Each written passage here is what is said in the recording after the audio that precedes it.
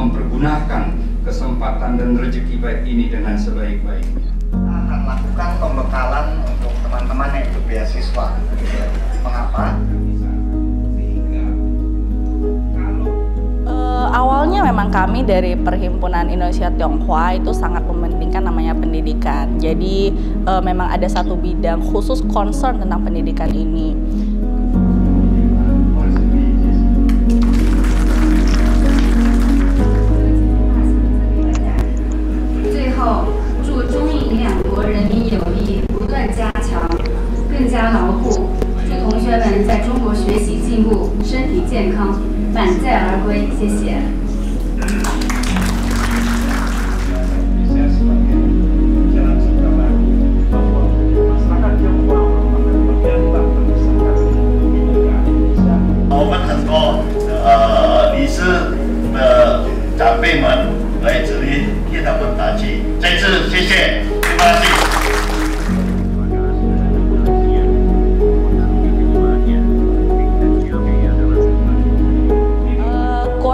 Di tahun kemarin kita pertama kali mengadakan program ini itu 20 orang dan tahun ini alhamdulillah bertambah sampai 50 orang. Jadi kalau sudah ditotalkan 2 tahun ini ada sekitar 70 orang yang sudah kami kirim ke China. Kalau Tiongkok bisa bangkit, kenapa Indonesia tidak? Dan itu yang menjadi inspirasi buatnya. Terima kasih banyak. Ya, harapannya tentu di samping untuk meningkatkan SDM yang kita maksud tadi, tentunya jatah-jatah yang diberikan itu tidak kita sia-siakan.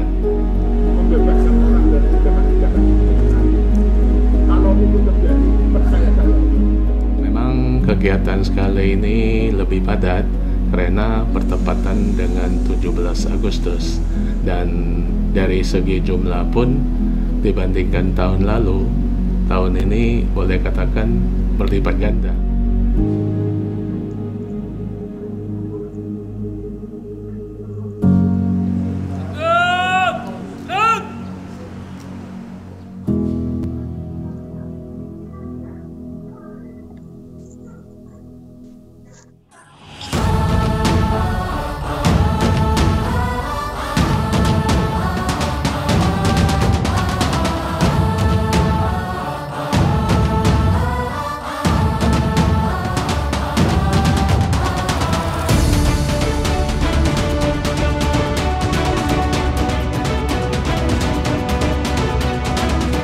Awalnya kan kita nggak terlalu kenal, nggak terlalu akrab, sekarang jadi lebih akrab. Apalagi permainan yang kemarin keliling Jakarta. Nah itu keren banget sih, keren banget. Membuat kami jadi lebih tahu Jakarta, membuat kami ya simulasi lah ketika kami di China nanti.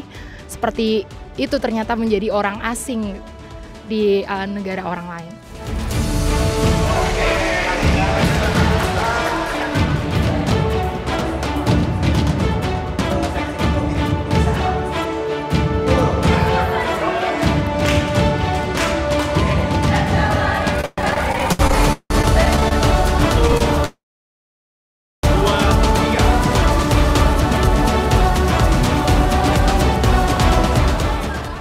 Kesannya bagus banget sih, makna dari game itu dapat banget untuk melatih kita dalam Pancasila. Yang paling menarik waktu dapat tanda seru, kayak kita tuh main game sama kelompok lain, ya itu seru. Nah dari permainan itu aku jadi mengingat kembali dan tahu para pahlawan yang dulu itu memperjuangkan Indonesia.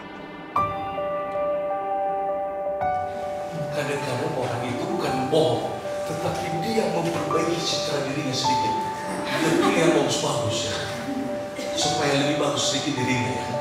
Nah, apa yang terjadi? Semua orang jadi orang ini dan biasanya tidak ada yang bagus-bagus. Ini sebenarnya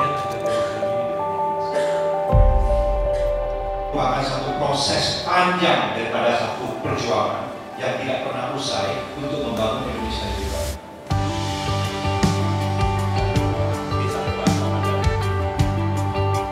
Saya mengucapkan terima kasih kepada Perhimpunan Inti karena saya mendapatkan kesempatan untuk melanjutkan S3 saya ke Tiongkok. dan telah memberikan kesempatan saya untuk bisa mengenyam pendidikan strata 1 saya di Tiongkok. Semoga kesempatan ini dapat saya manfaatkan dengan sebaik-baiknya. Mudah-mudahan Inti semakin maju dan semakin banyak anak-anak Indonesia yang dapat beasiswa ke luar negeri. Sekali lagi saya mengucapkan banyak terima kasih dan mendukung Inti dapat menciptakan generasi-generasi yang berikutnya.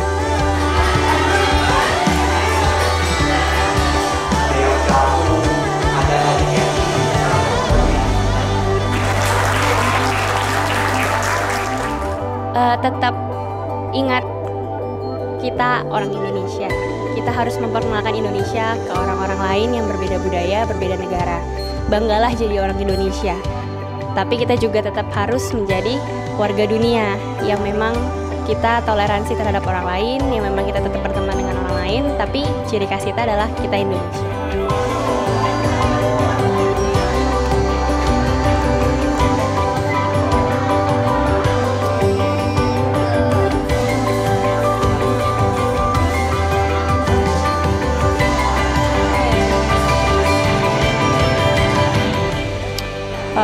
大家要好好学习，不可以浪费时间。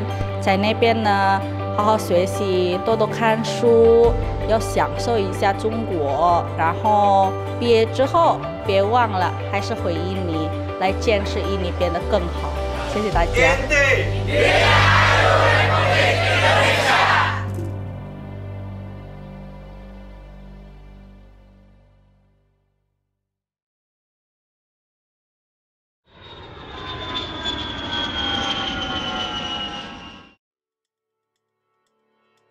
Apa itu PPT Xiamen? Perhimpunan Pelajar Indonesia Tiongkok Cabang Xiamen atau yang dikenal dengan PPT Xiamen merupakan perhimpunan mahasiswa-mahasiswi Indonesia di kota Xiamen. Kapan PPT Xiamen terbentuk? Dan bagaimana PPT Xiamen itu bisa terbentuk?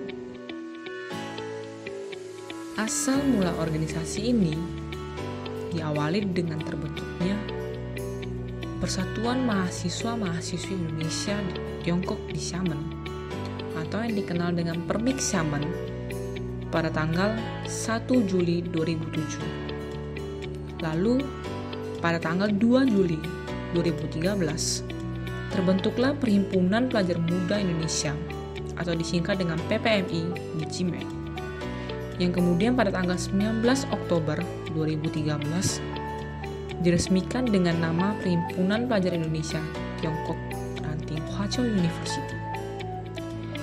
Pada tanggal 12 Juni 2018, kedua organisasi resmi bergabung menjadi PPT Xiamen. Apa tujuan PPT Xiamen dibentuk? Menjadikan organisasi ini sebagai wadah pengembangan diri dan komunikasi antara mahasiswa-mahasiswi Indonesia di kota Xiamen, serta menjadi rumah bagi mereka, para mahasiswa-mahasiswi Indonesia yang ada di Xiamen. PPT Xiamen telah melakukan banyak kegiatan untuk menambah keakraban sesama pelajar Indonesia di Xiamen, seperti Welcoming Party, Fujian Got Talent, Sci Sport, FGD, atau forum group discussion. Juga mengadakan kegiatan untuk memperkenalkan budaya Indonesia seperti Wonderful Indonesia, pengajaran di sekolah Cupa, juga menjalin hubungan yang baik dengan KJRI Guangzhou dan organisasi lain yang berada di Xiamen. Kami PPT Xiamen selalu membuka pintu kolaborasi untuk setiap organisasi, kelompok, maupun instansi yang memiliki tujuan yang sama dengan PPT Xiamen. Semenjak pandemi tahun 2020, kegiatan PPT Xiamen sebagian besar berlangsung secara online. Kepengurusan PPT Xiamen pada periode tahun ini terdiri dari pembina, Badan Pengurus Harian atau BPH, Divisi Seni Budaya, Divisi Wirausaha, Divisi Sosial Pendidikan, Divisi Jurnalistik, Divisi Media Desain, dan juga Divisi Humas.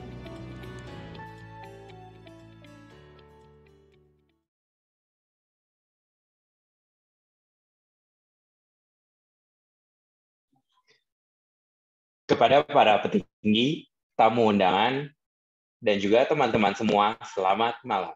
Selamat bergabung di acara Beasiswa Inti CGS Berprestasi episode ke-10. Pertama-tama, perkenalkan saya Michael Kennedy dan rekan saya, Mercy, yang akan menjadi moderator pada episode kali ini. Program talk show penerima Inti CGS Berprestasi ini adalah program kerjasama antara Perhimpunan Inti dan PPT Xiamen. Program ini untuk mengangkat profil para penerima beasiswa kuliah gratis S1, S2, S3 ke Tiongkok dari Inti CGS atau Chinese Government Scholarship. Tentunya ada sesi sharing tentang pengalaman teman-teman sepanjang berkuliah di Tiongkok. Untuk pertanyaan, silakan langsung di kolom komentar ya. Barusan saja kita telah menyaksikan video Perhimpunan Inti dan juga video PPT Xiamen. Perhimpunan Inti atau Perhimpunan Indonesia Tionghoa adalah organisasi sosial kemasyarakatan bersifat kebangsaan, bebas, mandiri, nirlaba, dan non-partisan.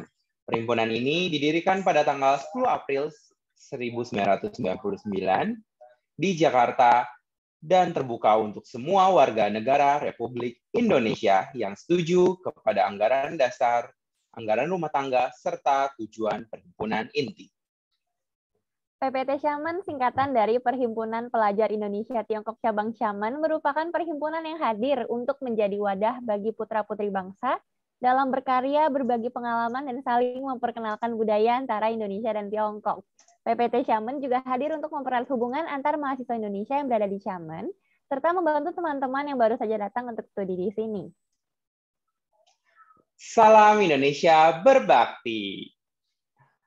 Indonesia Berbakti merupakan janji kami, penerima beasiswa Inti CGS, untuk kembali ke Indonesia berbakti setelah selesai menuntut ilmu di Tiongkok. Pertama-tama izinkan kami untuk memperkenalkan tamu pada acara hari ini. Mereka adalah Pak Teddy selaku Ketua Umum Perhimpunan Indonesia Tionghoa. Selamat malam Pak Teddy. Ya, selamat malam Michael. Ya. Iya. Merci. Ya, baik-baik saja ya. Ya. Ko Chandra selaku Wasekjen Perhimpunan Inti dan Kak Santi selaku juru bicara Perhimpunan Inti dan koordinator beasiswa Inti CGS. Oke, dan sebelum kita akan memulai sesi kita pada malam hari ini, kita akan foto bersama terlebih dahulu. Kami meminta kepada seluruh tamu undangan, teman-teman semuanya, panitia untuk menyalakan kamera, dan kita akan mempersilahkan kepada petugas untuk mengabadikan momen ini. Boleh dibantu untuk Winnie untuk foto bersamanya. Oke, mungkin dari partisipan boleh open kameranya dulu, kita foto bareng di sini. Ditunggu. Dalam hitungan ketiga, saya mulai fotonya ya. 3, 2, 1. Sekali lagi. 3, 2, 1. Oke, sudah. Oke, terima kasih. Terima kasih Winnie. Kita langsung masuk untuk memperkenalkan teman-teman kita pada malam hari ini. Nah, kebetulan nih malam ini teman-teman yang hadir ini adalah teman-teman satu angkatan dan satu roommate-nya aku. Reuni bareng ya, seru banget ya kali ini ya. Reuni bareng, betul. Dan kemarin kan kayak misalkan Inti kan ada kasih kita pembelan kan untuk dikumpulin rame-rame dulu sebelum kita berangkat ke Tiongkok itu. Nah, ini mereka benar-benar satu kamar, tidur satu ranjang sama aku. Wah, romantis banget gak sih? Oke, kita coba panggil dari yang pertama dulu ya. Eirike Carolina de Poere atau biasa dipanggil Ike, saat ini menempuh studi S1 di Nanjing Normal University Tiongkok dengan jurusan Teaching Chinese as a Second Language. Saat ini masih terus mengikuti kelas online untuk kuliah daring dari rumah dan menjaga kepengurusan dalam organisasi PPIT Cabang Nanjing sebagai koordinator Departemen Seni Budaya dan Pariwisata. Kegiatan yang dilakukan belakangan ini tentunya terus mengikuti kelas online dan membuat perencanaan program kerja dalam bidang seni budaya dan pariwisata. Terdengar keren banget. Nah, aku sapa dulu deh si Ei-nya. Halo Ei, apa kabar? Halo, halo. Apa kabar semuanya? Halo. Ni hao, ni hao.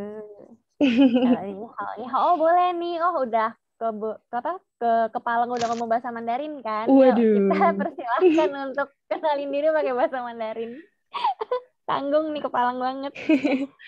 好的，谢谢。大家好，你们好，这里有老师吧？老师们好。我叫艾瑞克，我现在在博格，不在中国。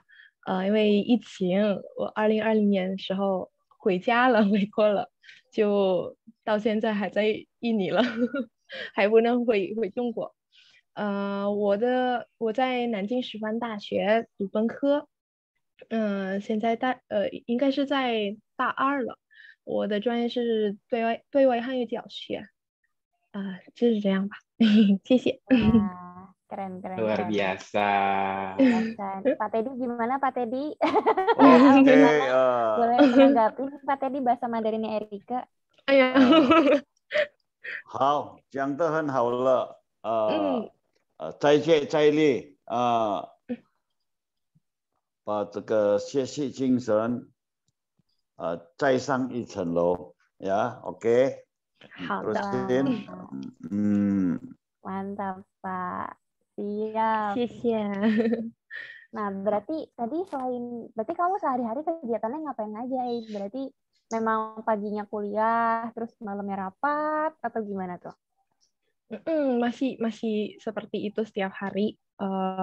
Rapat juga nggak terlalu banyak, nggak terlalu mengganggu sekolah. Jadi sama teman-teman yang lain, kebanyakan kita rapat di hari Sabtu, Minggu, Jumat, malam misalnya setelah kelas selesai. Jadi insya Allah nggak ganggu kuliah lah ya. Nggak boleh sampai ganggu kuliah nih organisasi. Gitu. Kalau tiba-tiba organisasi malah jadi lebih daripada kelas juga kayaknya aneh juga ya. Jadi meragukan fun sendiri ini gue apa gitu. Mau kemana nih gitu. Iya. Tapi kamu sempat di China berapa lama berarti, Di China sendiri udah dari 2018, tapi waktu itu masih bukan beasiswa yang diberikan oleh INTI dan CGS ini. Sebelumnya cuma beasiswa mandiri ya, beasiswa sekolah di kota Guiyang, kota kecil di Guangzhou, Guizhou市，对，在Guizhou。Jadi di sana cuma setahun sampai dapat HSK 4 lah targetnya waktu itu. Terus selesai itu baru kembali ke Indonesia, ketemu sama Kak Santi, bersama Perhimpunan Inti, berangkat lagi deh, alhamdulillah jadinya. Jadi berangkat lagi deh. Asik dong. Tapi sempat di Nanjingnya 4 bulan dong ya? 2019 sempat ke Nanjing, 2019 September ya, sampai Januari pulang. Iya sih, gitu, benar. Januari. Kamu kenapa mau ngambil jurusan itu? Teaching Chinese as a Second Language. Apa pengen jadi guru? Emang passionnya dari situ? Widih, iya benar juga. Nggak salah, benar. Emang tujuannya pengennya jadi guru. Walaupun sekarang udah di semester berapa nih sekarang? Udah tahun kedua. Jadi melenceng ya. Banyak yang bilang, jangan jadi guru aja. Jadinya yang ini aja, yang itu aja. Jadi mulai pusing ya. Jangan Mandarinnya, jangan jadi guru aja. Tapi ya gimana ya, senengnya kayak gitu. Jadi ya udah mudah-mudahan berhasil nih sampai ujung jadi guru. Nggak melenceng ya. Amin. Karena profesi yang mulia sekali ya, mencerdaskan kehidupan bangsa. Iya, keren loh. Tapi susah nggak sih pelajarannya untuk yang teaching Chinese as a second language? Kira-kira tuh kamu belajar apa? Terus teman-teman sekelasnya kayak gimana? Terus kalau misalkan kelas online kayak sekarang, apa sih kendala atau apa kamu menikmati untuk kelas online ini gitu? Untuk sekarang kelas online pastinya kendala ada banget ya, terutama online kelas kan kadang-kadang masalahnya di internet atau masalahnya nggak di aku doang, jadi dari Laosia juga biasanya ada masalah internet lah yang paling utama. Tapi sejauh ini seru pelajarannya, menurut aku bukannya sombong, tapi emang nggak begitu susah karena aku ngelihat teman-teman aku yang di cuanye-nya mereka lebih susah, ya mungkin yang ada matematikanya atau cuanye-nya yang lebih susah, yang lebih banyak harus dipelajarin, itu mereka lebih 很辛苦tau gitu. Jadi di jurusan aku sendiri, aku benar-benar cuma belajar bahasa Mandarin. Kosakatanya mungkin lebih banyak daripada sebelumnya, tapi kosakatanya nggak ada yang susah. Terus bikin cerita-cerita, misalnya tulisan-tulisan itu masih tentang sehari-hari keseharian. Terus teman sekelasnya masih teman-teman Waigoran, pelajar asing semua, belum ada Jungkoreannya. Jadi menurut aku masih mudah, pelajarannya masih bisa, bertemannya masih dengan baik lah sama teman-teman dari luar negeri, beda-beda negara gitu. Oke, aku mau nanya lagi dong, satu lagi. Mungkin kalau misalkan master, orang udah kurang lebih tahu lah ya kalau misalkan master teaching gitu. Nah, kalau misalkan S1 kan ada teaching Chinese sama Chinese Language and Literature. Kira-kira kamu tahu nggak bedanya? Karena kan mungkin ada beberapa orang yang bingung ya, oh belajar bahasa Mandarin aja dari S1 udah ada dua hal yang berbeda nih dari awal. Baik itu teaching Chinese ataupun Chinese Language and Literature. Sepengetahuan kamu, bedanya apa sih? Kalau sepengetahuan aku sendiri, kayaknya emang di Nanjing Normal University pun ada dua jurusan yang berbeda itu, gitu. Tapi sekarang karena pandemi, kita disatuin di satu kelas. Jadi kita belajar bahasa Mandarin ini sama-sama. Tapi ada Xianshuke, pelajaran pilihan yang harus kita ambil itu beda. Jadi kalau kita juga ada beberapa kelas yang diajarin gimana sih cara kita buat ngajar lagi, karena kita teaching Chinese gitu kan. Tapi kalau ke teman-teman yang literature tadi, mereka lebih ke artnya, jadi mereka lebih banyak belajar sejarah China-nya. Walaupun kita juga ada, tapi kita tidak mendalam seperti mereka. Kayak mereka belajar juga kayak nulis, gunting kertasnya China, apa segala, mereka lebih mendalam ke sana. Ke art atau cerita-cerita sejarah-sejarah China, itu mereka lebih banyak mempelajari ke sana gitu. Di situ sih bedanya menurut aku. Oke. Thank you penjelasannya. Sebelum kita ngulik lebih dalam, biar nggak sendirian satu-satunya, kita panggil kali ya narasumber yang kedua yang nggak kalah spesial dan menarik di malam hari ini, yaitu Gita Wulansuci atau biasa dipanggil Gita. Saat ini menempuh studi S1 di Zhejiang University dengan jurusan Communication Visual Design. Saat ini Gita masih kelas online karena pada 2019 kemarin pulang ke Indonesia. Aktif juga di berbagai organisasi kemudaan di daerah seperti organisasi mahasiswa di seluruh Indonesia. 2019 juga pernah menjadi ketua tim desain di BLC WISA. Sebelumnya hingga akhirnya menyelesaikan periode preparation student dan menempuh studi S1 di Zhejiang. Selain sibuk kuliah, Gita juga aktif dalam organisasi daerah di Indonesia. Halo Gita. Selamat malam. Halo. Apa kabar nih Gita? Baik, alhamdulillah. Sekarang di mana? Sekarang alhamdulillah baik. Sekarang masih di Belitung sih, belajar online. Sekarang di Belitung ya, lagi kuliah. Boleh diceritain nggak gimana sih kuliah di kafe, belajar apa aja? Bener kan sekarang online ya? Maksudnya apakah nanti proyeknya difotokan dikirim melalui PDF atau sekarang masih di tahap sekarang ya kesibukannya apa aja dan belajarnya apa aja sih?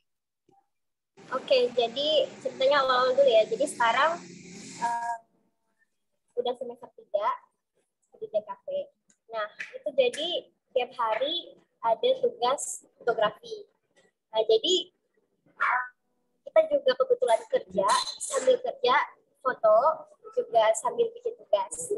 Nah, dari foto itulah tiap hari jadi perkembangan diri sendiri kan, bikin foto-foto. Dan juga ada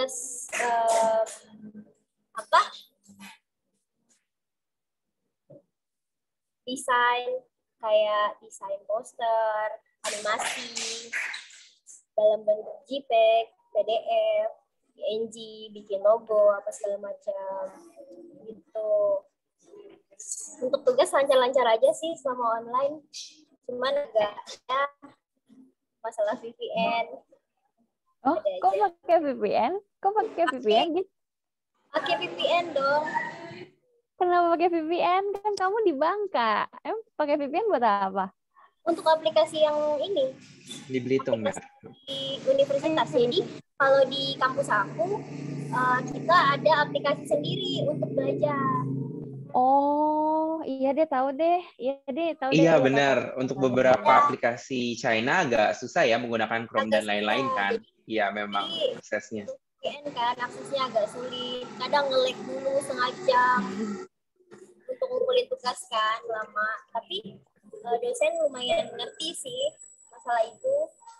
Kayak kita deadline-nya bisa nyampe 10 hari baru bisa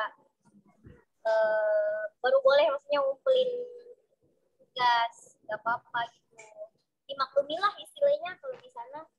Bagus lah. Tapi kamu kalau di angkatan kamu ada mahasiswa asing lain nggak? Atau cuma kamu sendiri? Ada. Kebetulan teman-teman banyak yang dari Kazakhstan sih. Banyak yang dari mana? Kazakhstan.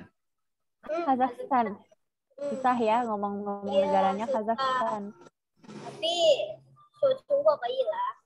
Oh, gitu. Satu kelas berapa orang? Dosennya kurang. Oh, gitu. Satu kelas berapa orang? Berapa? Apa, Kak? Satu kelasnya berapa orang? Satu kelas kadang tuh kan kelasnya macam-macam. Ada yang bisa nyampe 70 orang satu kelas. Kalau yang dikit 18 orang biasanya. Oh, tapi kalau misalkan yang seangkatan sama kamu nih, dari seangkatan sama kamu, kira-kira berapa orang yang Liu Shusheng kayak kamu, berapa orang yang memang orang asli Tiongkok? 20-an. Oh, 20-an. Asli Tiongkok. Iya. Kalau asli Tiongkok banyak, Kak. Asli, berarti satu angkatan kamu bisa berapa orang? 50 orang. Lumayan banyak ya. Yang dari lokal ketimbang ini di luar. Dari negara-negara lain. Paham. Adaptasi juga sih sama mereka. Lumayan sulit. Iya. Pastilah ya, namanya juga di negara orang. Kualifikasinya juga tinggi banget. Mereka pinter sih relatif kan ya. Apalagi desain kan tergantung selera ya. Tergantung selera sih. Betul. Karena agak cukup subjektif lah bisa dibilang ya perspektifnya ya. Iya, jadi kalau jurusannya kita memang ngadu ide ya, bukan ngadu kreativitas, Mandarin, Tapi mereka sharing juga kalau yang Cungku aku itu misalkan tugas ini gimana, bisa mereka nge-share gitu cara-caranya kalau misalkan aku juga ngerti gitu kan. Baik ya. Baik, alhamdulillah. Baik kok teman-teman sejauh ini. Indonesia juga banyak. Kompetitif banget nggak, Git? Kalau desain kompetitif banget nggak mereka? Kompetitif nggak? Lumayan. Kalau ujian kompetitif lah.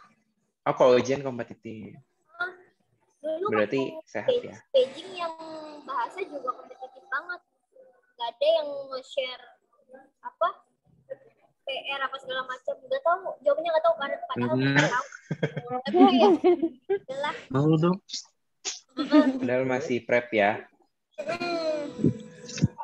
Oke. Aku penasaran sama aku nggak tahu sih kamu ada teman yang sama-sama belajar di kafe di Indonesia apa enggak. Tapi kalau sepengetahuan kamu nih, kamu ada semester 3 juga. Ada nggak sih menurut kamu yang membedakan kalau belajar di kafe which is di Indonesia sama di Tiongkok sana? Kurang tahu sih Kak kalau misalkan yang di Indonesia. Tapi kalau masalah tugas kayaknya memang di sana lebih banyak dan lebih detail gitu nggak sih? Oke. Teman-teman yang di Indo banyak sih yang di kafe. Mereka gambar-gambar yang divisualisasikan semua, yang dari gambar dari pensil ke digital, kayak gitu-gitu sih yang aku tahu. Kalau di Cina lebih langsung. Jadi kamu kalau misalkan gambar sekarang itu langsung gambarnya di mana? Di laptop gitu atau pakai iPad atau apa gitu? Pakai pen tablet. Oh, baru tahu. Lebih gampang sih ketimbang gambar di kertas menurut aku. Iya lah pasti. Ntar kalau di kertas bisa kotor, bisa apa? Iya, bisa kotor. Tapi lebih ada berasanya gitu loh kalau santekan gambar langsung di kertas, kalau nggak kayak di pen tablet. Dicoba seru. Saya sekarang udah ranahnya go digital juga ya, jadi mereka juga mengikuti perkembangannya. Jadi apa-apa digital. Oke, nih aku mau tanya dikit deh tentang yang beasiswa inti CGS. Ika sama Gita itu gimana caranya dulu bisa kenal sama Inti, terus gimana caranya bisa nge-apply untuk beasiswa Inti CGS ini? Coba mungkin dari Ika dulu coba. Iya, satu di Bogor, satu di Belitung. Iya. Iya. Gimana tuh sejarahnya bisa kenal sama beasiswa Inti CGS? Kalau beasiswa inti ini sendiri, perhimpunan intinya sendiri, Ika udah tahu banyak dari Instagram. Karena di Instagram pun ada dan aktif kan ya. Jadi lumayan banyak tahu perhimpunan inti ini, wah banyak bekerja untuk Indonesia gitu ya. Jadi lumayan tahu banyak program-programnya. Kemudian untuk beasiswanya sendiri ada salah satu di perhimpunan inti Pak Lim He Ping, 应该他不在吧？对。Terus dikenalkan juga sama Kak Santi, terus diseleksi juga sama Kak Santi berkasnya. Jadi dengan bantuannya ini perhimpunan inti Kak Santi, wah bersyukur banget ya, alhamdulillah bisa sampai lagi ke China, dan bersyukur juga berkasnya bisa keseleksi dengan baik gitu ya. Soalnya lumayan deg-degan juga ya, namanya juga seleksi berkas gitu, dan nggak semuanya juga bisa berhasil. Jadi bersyukur banget bisa berkasnya berhasil masuk seleksinya. Jadi seneng lah, perhimpunan inti ini the best. Mantap. Nah kalau kita gimana gitu? Sejarah pertemuan kamu dengan inti CGS? Jadi awal-awal dulu ditawarin beasiswa sama kepala sekolah kan. Katanya mau kuliah di Cina enggak? Aku yang super excited. Sebenarnya nggak mikir itu bakal kejadian atau enggak sih, tapi ya ikutlah. Abis itu dikasih lah nomor Kak Santi sama kepala sekolahku. Nah dari situ Kak Santi minta yang kayak perlengkapan berkas-berkas gitu kan. Nah aku urus berkasnya sampai selesai, dibantu juga Kak Santi hebat banget sih sama koleksi, luar biasa banget mereka. Yang ini juga detail banget. Nah dari situlah kenal mereka. Sebelumnya emang nggak tahu kalau bukan karena beasiswa ini. Terus kalau santekan Gita sama Ika nih nggak kenal sama beasiswa Inti CGS, kira-kira Gita sama Ika lanjut S1 di mana, atau kayak nggak usah lah langsung kerja aja gitu? Kalau Gita gimana? Kenapa? Ika dulu atau Gita? Kita dulu. Kita dulu. Jadi waktu itu Gita juga daftar SNPTN di UNY. Oh, UNY di Jogja. Di Jogja. Karena waktu itu keterima kan, emang udah daftar. Nah, karena berbarengan, jadi aku dikasih 2 pilihan. Aku sampai nanya sama Kak Sandi sama koleksi, aku harus gimana nih, yang mana? Karena dua-duanya udah ini, tapi yang beasiswa masih ngambang kan waktu itu. Iya, lama banget kan itu. Udah pasti banget. SNPTN bulan Februari udah keluar kan. Nah, tapi aku milih beasiswa, karena kita nggak tahu kan, kesempatan tuh datangnya nggak dapat. Jadi aku milih beasiswa waktu itu. Gitu. Kalau Ika gimana Ika? Kalau Ika kebetulan kan abis lulus 2018 ya di SMA, terus udah ikut-ikut SNMPTN, SBMPTN, sampai mandiri juga ikut. Udah tes kemana-mana, ternyata negerinya mungkin emang nggak ada jalannya kali ya, pintunya nggak ada buat Ika. Jadi nyari dan dapet yang ke Kweyang dulu, kota Kweyang, baru ke yang perhimpunan inti. Tapi kalau waktu itu perhimpunan inti nggak ada, mungkin setelah Kweyang setahun Ika di rumah aja kali juga ya. Nggak ngapa-ngapain, nggak kuliah gitu. Dulu kali karena, ya. Iya, karena tahun itu kebetulan adik Ika pun lulus SMA harus kuliah. Gitu, jadi nggak mungkin banget kalau langsung kuliah dua-duanya gitu kan, orang tua gitu. Jadi Iya, pasti waktu itu di sampingnya rumah gede. aja tuh. Tapi Wah, alhamdulillah. Wah ini kayaknya boleh nih nyapa Ko Chandra, Koko. Koko lagi sibuk nggak, Ko? Ayo kita Iya, ngobrol Ko Chandra. Udah bersuara soalnya tiba-tiba di sini. Tadi udah Iya. nyemangatin kita juga, semangat kita. Terus nih kata Ko Chandra, dengar-dengar Erika sempat diopname berapa hari karena sakit kecapean. Nah, itu gimana ceritanya? Pernah Gimana waktu di ceritanya? Nanjing, tapi kalau di China tuh opname mungkin di kota aku doang atau di kota lain juga ya. Kalau opname tuh nggak yang benar-benar di rumah sakit berhari-hari gitu kan. Jadi cuman kayak infus sehari misalkan 2 botol, udah selesai pulang ke asrama. Terus sekolah dulu mungkin, terus sore mungkin besok paginya balik lagi untuk 2 botol lagi kayak gitu. Jadi pun di opnamenya cuman pas ngabisin itunya aja, apa infusnya. Jadi nggak benar-benar di opname di rumah sakit, enggak. Jadi istirahatnya di kamar di room juga gitu Kak Ko Chandra. Gitu sih. Waktu itu sempat Sampai bisa kayak gitu tuh kenapa? Kamu ngapain aja? Enggak, kayaknya bukan kecapean karena di Indonesia panas ya teman-teman. Kita pindah ke musim dingin langsung di Nanjing. Jadi lumayan shock gitu ya, kok dingin banget gitu. Jadi ya lumayan mungkin bisa dibilang tipes kali ya, mungkin karena waktu itu Mandarin aku juga nggak begitu gimana gitu, jadi dokter bilang apa masih kayak haute gitu doang. Padahal mungkin menurut aku tipes sih, minum obat-obat Proris dari rumah bawaan mama juga udah sembuh sebenarnya gitu. Tapi ngedenger masuk rumah sakit kayak wah. Iya, tapi teman-teman kamu Indonesianya sepertinya- banyak. Teman-temannya banyak yang jagain di sana, baik-baik. Wah, teman-teman kalau ada Alhamdulillah pertanyaan ya. seputar beasiswa bisa ditanyain langsung di kolom chat ya. Kayak misalkan apply-nya kapan, terus berkas-berkasnya kayak gimana, dan hal-hal seputar tentang beasiswa-beasiswa lainnya. Atau enggak tentang yang berkaitan dengan jurusan juga, kayak tentang, kita kan lagi ada DKV, dan juga dari DKV karena hitungannya kita, ya DKV. Betul. Desain grafis, terus ada juga yang teaching Chinese as second language. Kalau di Xiamen sendiri memang kebanyakan teman-teman Indo itu ngambil jurusannya juga teaching Chinese as second language sih, karena memang fokus belajar Mandarin. Dan kadang-kadang ya, aku tuh kalau lagi berasa kalau kelas susah banget, aku tuh pengen banget pindah jurusan. Pengen banget pindah ke teaching Chinese as second language gitu, kayak aduh gue pengen bisa belajar Mandarin aja. Biar Mandarinnya at least bagus gitu loh. Dan lebih ngerti tentang budaya-budaya Tiongkok kan, lebih relatable gitu loh. Muka aku udah muka orang Tiongkok banget, biar sekalian ngerti luar dalam, ngomong bisa, budayanya ngerti, sekalian aja. Cuman ya udah kecemplung di dunia jurnalis, mungkin memang jalan aku jadi jurnalis kali. Jadi penggantinya Mbak Nana tapi versi Mandarin. Bisa. Amin. Amin.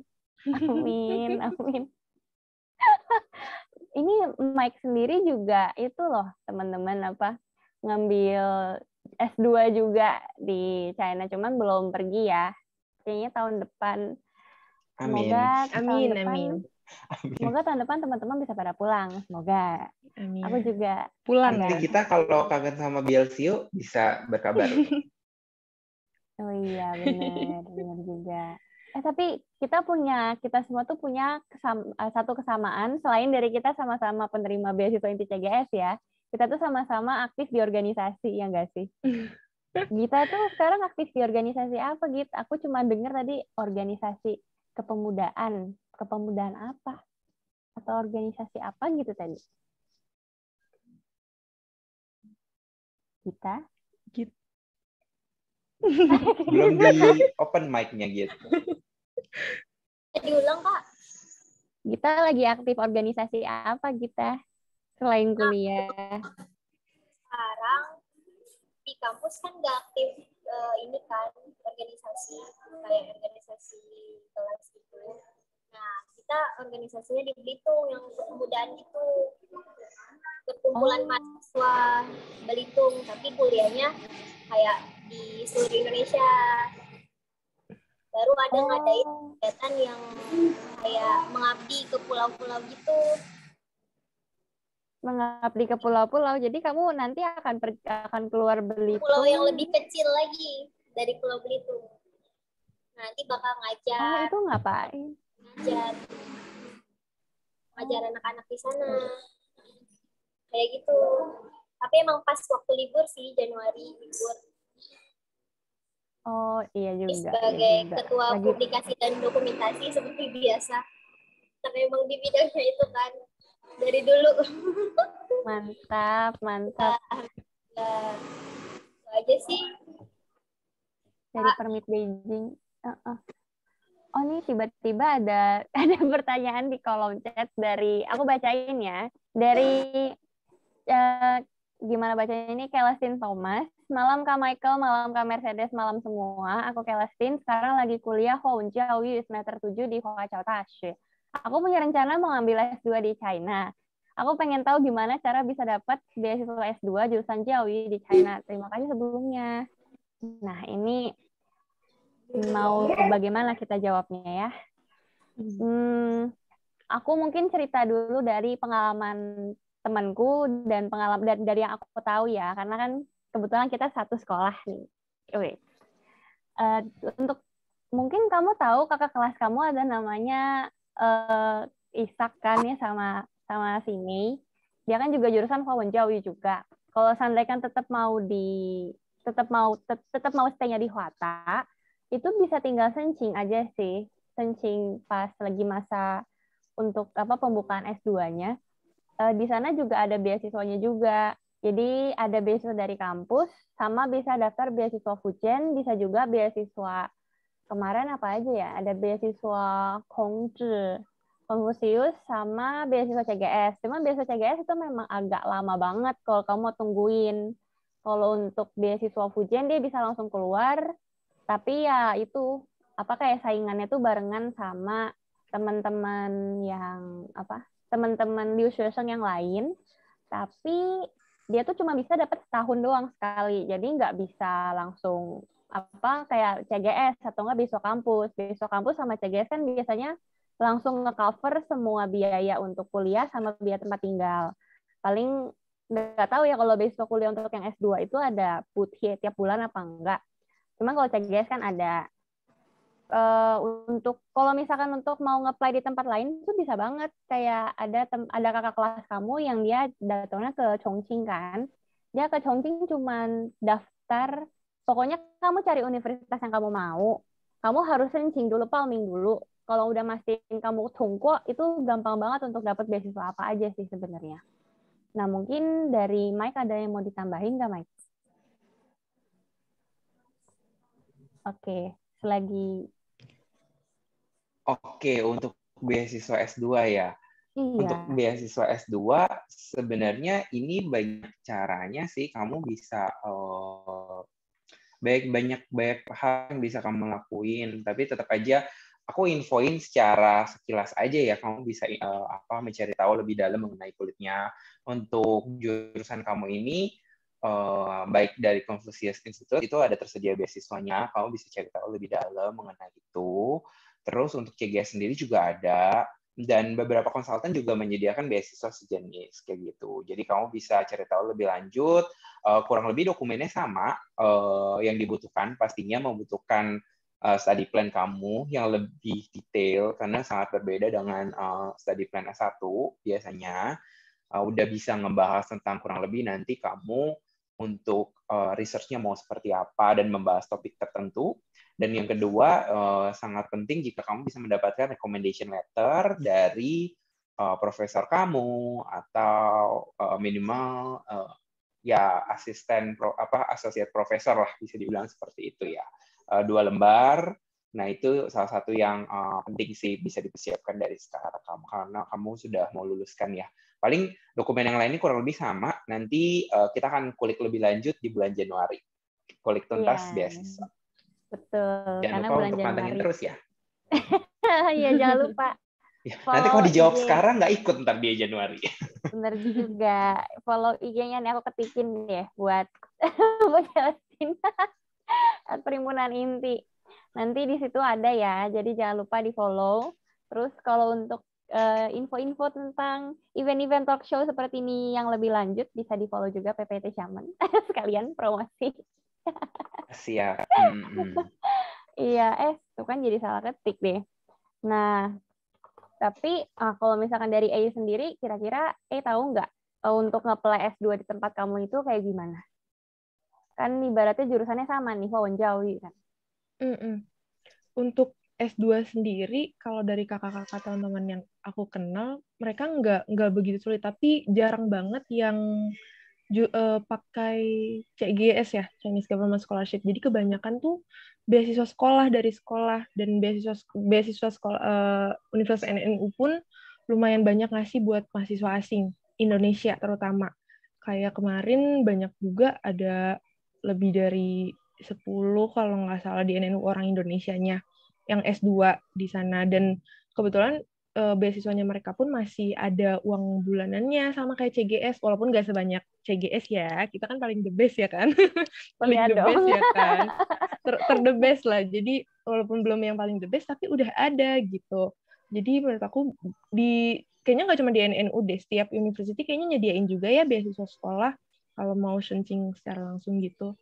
Jadi harusnya nggak begitu susah sih. Apalagi kalau misalkan dari Hwata, S1-nya lanjut S2-nya Hwata lagi, dan apalagi kalau kamu aktif kelas, aktif kegiatan apapun yang sekolah lakukan, kamu tuh keterima S2-nya tuh lebih tinggi, dan kamu dapat beasiswanya juga kemungkinannya lebih besar menurut aku. Jadi dari sekarang mungkin bisa lebih aktif untuk ikut kegiatan-kegiatan sekolah, walaupun kayak ada PSI secara online, apapun secara online ikut aja. Coba. Gitu. Oke, kita Iya, bangunlah portofolio yang bagus dari sekarang. Betul sekali. Next, pertanyaan dari Dwi. Malam, Kak. Mau nanya di Tiongkok ada jurusan hukum nggak? Terus orang Indo yang di sana ada yang ngambil jurusan hukum nggak? Terima kasih. Oke, aku coba jawab ya, Dwi. Mungkin dari Shaman sendiri, kita ada jurusan hukum. Dari aku pribadi sendiri, aku kenal sama Koko S2 yang lulusan dari hukum internasional. Jadi kalau ditanya ada atau enggak, ada. Nah, kalau misalkan di tempatnya Gita, di tempatnya Mike, sama tempatnya Ike, gimana? Ada nggak yang jurusan hukum? Mungkin bisa dari Gita dulu.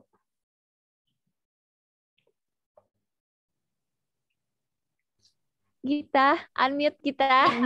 Oh iya. Jurusan hukum ya, Kak? Kamu udah kenal nggak di tempat kamu yang jurusannya hukum? Kayaknya ada sih, tapi nggak terlalu dekat gitu. Karena kebanyakan di tempat kamu jurusan apa sih? Kalau di aku banyak jurusan yang Chinese, belajar Chinese gitu, Mandarin. Oh, berarti sama kayak A. Timbang yang kayak hukum, bisnis gitu. Oh, iya, benar-benar. Kalau misalkan Mika, tempat kamu ada nggak yang jurusan hukum? Setahu aku di tempat aku nggak ada, karena normal kan, Nanjing Oh, normal. iya. Kayaknya yang normal-normal biasanya pendidikan deh, gitu. Jadi kayaknya nggak ada di jurusan aku. Tapi ada Hana, roommate kita, kayaknya beliau. Hana jurusannya hukum kok, seingat aku. Oh iya. Iya, hukum. Kalau nggak ganti jurusan ya, soalnya dia waktu itu pernah bilang mau ganti jurusan. Agak pusing. Masih ya? Iya, masih hukum internasional. Oh, iya. Benar dia hukum internasional deh. Soalnya seinget aku tuh kayak dia ada internasionalnya, cuman dia hukum kah atau bukan ya? Oh, berarti dia hukum. Oke lah. Iya. Nah, coba kalau dari Koko Mike, apakah di Tiongkok ada jurusan hukum? Kalau di Tiongkok sendiri pasti ada jurusan hukum, baik di Beijing sendiri itu nggak ada masalah, pasti ada jurusan hukum.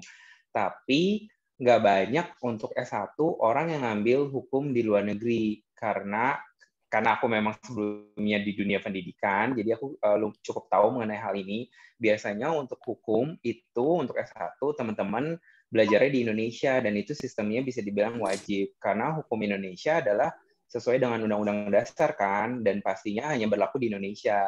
Jadi kalau misalkan kamu belajarnya di hukum di Indonesia, perpasalan di Indonesia, nah nanti berkaitan dan juga bisa ngebantu semua masyarakat warga negara Indonesia dalam menyelesaikan berbagai kasus yang dihadapi nanti.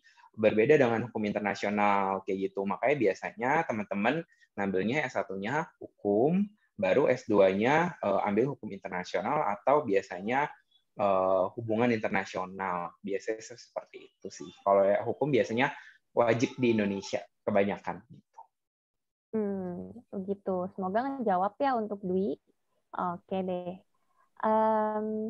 Kita lanjut ke pertanyaan berikutnya. Ini aku akan close pertanyaan itu 3 menit lagi ya teman-teman, 20.50. Jadi teman-teman yang ada pertanyaan, segera ditulis pertanyaannya.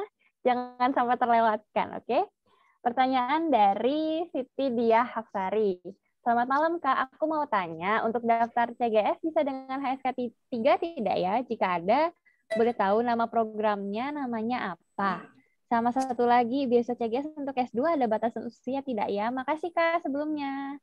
Oh iya, sama-sama. Aku jawab itunya dulu ya. Fokusnya udah beda gitu. Untuk daftar CGS bisa dengan HSK 3 tidak ya? Seingat aku yang dulu daftar HSK yang udah ada HSK 3-nya Ike ya? Iya, waktu itu aku udah ada HSK 4-nya. Oh, udah tapi ada tetap HSK 4. Tapi tetap ikut kelas bahasa Mandarin dulu setahun lagi. Kelas nggak apa-apa. Makanya bahasa Mandarinnya Ike jadi bagus banget. Jadi jadi apa? Kalau orang-orang bilang, kalau orang Indo bilang tuh jadi mulutnya lemes gitu loh ngikutin sama ada yang di sini. Soalnya kan kaku kan kadang kalau kita ngomong bahasa Mandarin. Nah, kalau Gita sendiri dulu ada nggak pakai HSK 3 untuk daftar CGS? Kalau temen ada yang pakai HSK 3, sama juga CGS di Belsium. Oh, ada. Tapi Gita sendiri gimana? Kita kemarin nggak belajar Mandarin sama sekali kan? Iya. Langsung ke... Jadi Gita sama. Betul. Jadi Gita sama aku nasibnya sama. Sama Mike juga sama. Kita bertiga. Kita nggak ada basic Mandarin. Jadi saat itu kalau aku sendiri daftarnya pakai TOEFL. Jadi tapi sebisa mungkin harus ada HSK-nya teman-teman, bukan karena itu sebagai persyaratan juga, tapi karena memang studi di sini itu berat, walaupun kasarnya kita udah lolos HSK 5. Karena ya mungkin kita sama Ike bisa berbagi pengalaman, mungkin kalau susahnya di mana. Apa kita mau sharing kayaknya lebih relatable deh. Karena Ike kan masih belajar Mandarin juga itu kan. Gimana gitu? Kamu pas kuliah di sini pakai bahasa Mandarin itu susah gak? Kan kamu udah lolos berarti kan HSK 4 di 1 tahun itu. Gampang susah sih kalau bahasa Mandarin. Tapi kamu ngerti nggak kayak dosennya ngomong apa? Alhamdulillah ngerti. Karena kemarin belajar seminggu udah ngerti mereka ngomong apa. Oh gitu. Cepet banget progresnya. Dosen-dosen di sana itu kayak sangat-sangat menekankan murid untuk bisa hafal gitu dengan Hanze, dengan apa? Pokoknya pininnya, ingat pinin. Iya, pininnya. Setiap hari diulang-ulang itu mulu yang diulang. Makanya bisa hafal. Oh gitu. Itu metode belajarnya sih yang lebih bikin kita cepat bisa belajar. Bisa hafal. Nah, beda dengan berarti beda sama aku karena aku kan jurusannya Wenshui kan ya. Jadi kalau buat aku lulus 1 tahun HSK 5 ngikutin di kelas tuh masih agak bego gitu loh rasanya, kayak nggak tahu dia ngomong apa, masih tembus ya, gitu. Nggak tahu awal-awal. Bener, kayak Isunjen oke kita ngerti, tapi habis setelah kelas tuh bingung tadi udah belajar apa ya. Kayak nggak keburu nulis di kertas, tapi pas denger ngerti, tapi habis itu ngeblank ya gitu lah kurang lebih. Nah, terus aku nggak tahu nih pertanyaannya pertanyaannya Siti yang jika ada boleh tahu nama programnya namanya apa. Aku nggak ngerti karena nama program beasiswanya tuh emang Chinese Government Scholarship CGS. Terus beasiswa CGS ada batas usianya nggak ada, batasnya sampai 30 tahun gitu. Dari Mike ada tambahan nggak Mike? Iya. Kayak aku bakal sama kayak Mercy sih kurang lebih, maksudnya kesulitannya. Karena walaupun aku S2-nya tahun depan, aku kan udah kayak digabungin ke dalam grup untuk NGO gitu ya. Dan itu ada sesekali, bukan sesekali, sebenarnya kalau bisa wajib. Mungkin tahun depan aku bakal wajib. Jadi kalau sekarang aku nggak wajib, nggak apa-apa. Aku dengerin seminar-seminar gitu loh dari Futantash ya gitu. Mereka ngebahas tentang jurusan aku gitu. Itu kayak nggak ngerti. Karena banyak banget istilah-istilah yang mereka gunain gitu. Jadi iya ngerti, tapi banyak juga yang nggak ngerti gitu. Nah, kalau ngebahas tentang bisa nggak daftar beasiswa CGS dengan HSK 3? Dulu, sepengetahuan kita semua mungkin bisa. Tapi yang sepengetahuan aku, yang update sekarang ini agak sulit gitu. Bukan berarti nggak bisa, tapi mungkin jawaban aku adalah agak sulit. Karena yang aku dengar dulu sebelum-sebelumnya, kalau misalkan untuk strata 1 itu kan adalah HSK 4, sedangkan minim banget untuk S2 adalah HSK 5. Nah, dimana kalau kamu udah ada HSK 3, kamu dikasih kesempatan 1 tahun untuk belajar bahasa untuk memperkuat bahasa Mandarin kamu sehingga kamu bisa mencapai HSK 5. Tapi untuk sekarang program 1 tahun itu semakin lama semakin tidak ada atau semakin sedikit gitu. Jadi bisa dibilang kalau misalkan banyak peminatnya, apalagi sekarang kan Tiongkok makin banyak nih orang yang mau beasiswa ke Tiongkok dan mereka menggunakan HSK yang jauh lebih tinggi di atas kamu atau HSK 4, ya otomatis kamu akan lebih mudah untuk tersisihkan gitu. Jadi kalau ditanya HSK 3 bisa apa enggak, aku rasa agak sulit sih sekarang. Lebih baik kamu mempersiapkan HSK 4 untuk strata 1 dan untuk S2 lebih baik ya udah ada HSK 5-nya gitu. Karena masih banyak ketidakpastian ya, apalagi kan pandemi seperti ini, kuotanya makin lama makin sedikit gitu. Kalau untuk S2 sendiri yang aku tahu sih kayaknya batas umurnya 35 kalau aku nggak salah ya. 35 ya? Iya, kalau aku nggak salah iya. 35 kalau S2 masih bisa 35. Kalau S1 maksimal ada 25 tahun. Betul. Oh, oke. Iya, karena kalau S2 masih ada pengalaman kerja kayak gitu-gitu. Oke. Semoga itu ngejawab ya, Dwi. Salah. Siti. Maaf ya. Semoga itu menjawab. Belum move on ya. Iya, belum move on nih dari Kak Dwi. Oke deh, kita ke pertanyaan terakhir ya. Setelahnya kita bakal ada last statement dari Gita sama dari Ike. Habis itu kita akan berjumpa di episode berikutnya. Nah, untuk pertanyaan terakhir dari Vivian Angie. Malam Kak, mau nanya. Aku sekarang di Taiwan dan aku juga ada sertifikat aku agak susah nih bacanya. TOEFL. Oh ya, TOEFL dari Taiwan. TOEFL. Oke, TOEFL dari Taiwan. Apa bisa dipakai juga? Dan mau nanya, nanti kalau mau tes apa harus dari Indonesia atau tidak? Terima kasih. Ini maksud tesnya tes apa ya? Maksudnya mungkin tes HSK ya. Maksudnya mungkin tes HSK.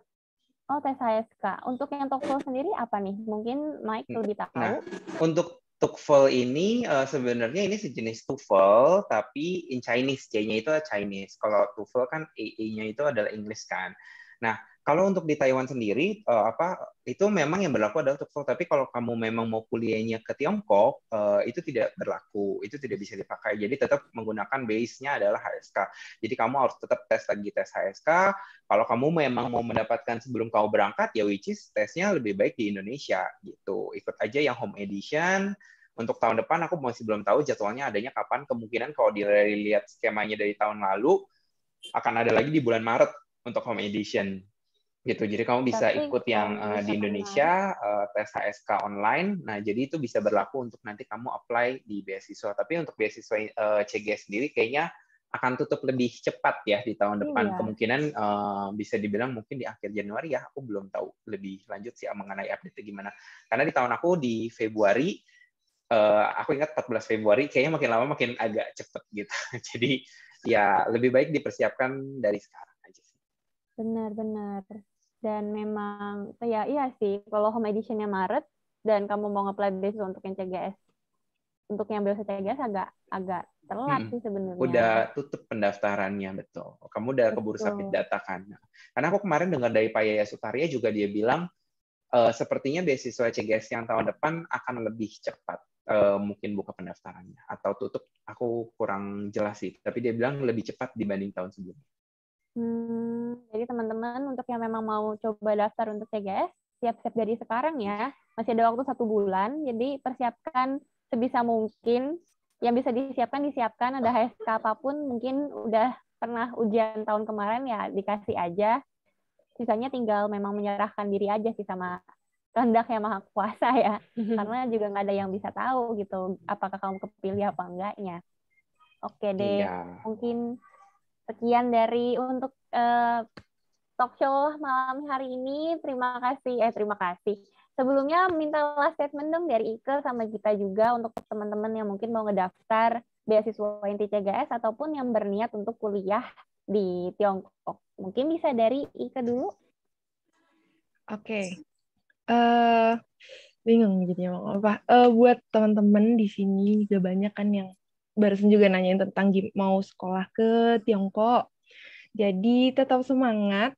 Benar juga tadi HSK 3 mungkin sekarang agak-agak jadi susah ya. Mungkin harus bisa semangat sampai HSK 4 deh at least gitu ya. Jadi semangat walaupun di rumah aja tetap bisa kok belajar sampai HSK 4. Terutama nih PPIT Xiamen nyediain kok Learn Chinese with PPIT Xiamen. Jadi bisa langsung belajar di sana.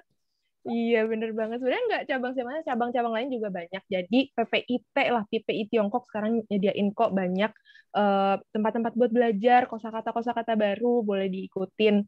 Dan iya, semangat terus lah sampai dapat dan tetap serahkan kepada Tuhan Yang Maha Kuasa. Jalannya gimana gitu. Ayo. Cicayo. Kita do the best, let God do the rest gitu ya. Oke deh. Aku oper ke Gita, silakan Gita.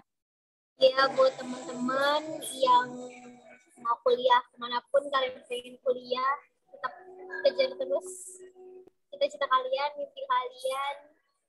Kadang dikit tahapan aja, dikit lagi. Pokoknya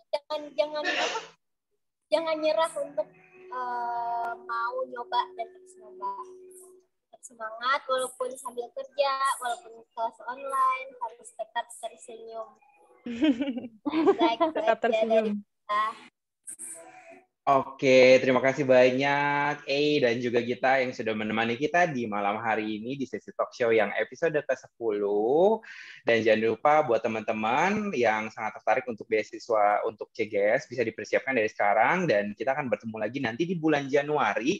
Kita akan kupas tuntas, tapi akan lebih baik kalau teman-teman bisa mempersiapkan dari sekarang, fact finding sendiri, cari tahu inisiatif sendiri untuk cari tahu, sehingga nanti di Januari tinggal men-cross-check aja datanya kurang lebih oke apa enggak. Jangan sampai nanti menunggu sesi Januari baru mendapatkan info di Januari sibuk untuk mengerjakan ini dan itu, nanti yang ada persiapannya tidak matang kayak gitu. Sekian sesi talk show di malam hari ini. Kami semua memohon maaf jika memang ada kesalahan dan kata-kata dari salah perkataan kami, mohon jangan dimasukkan ke hati, dan juga sampai ketemu di sesi talk show di malam berikutnya. Salam Indonesia berbakti. Dadah, go. Dadah semuanya. Thank you. Terima kasih banyak. Semuanya thank you kok. Selalu setia untuk hadir di talk show beasiswa ini. Semangat semuanya. Thank you.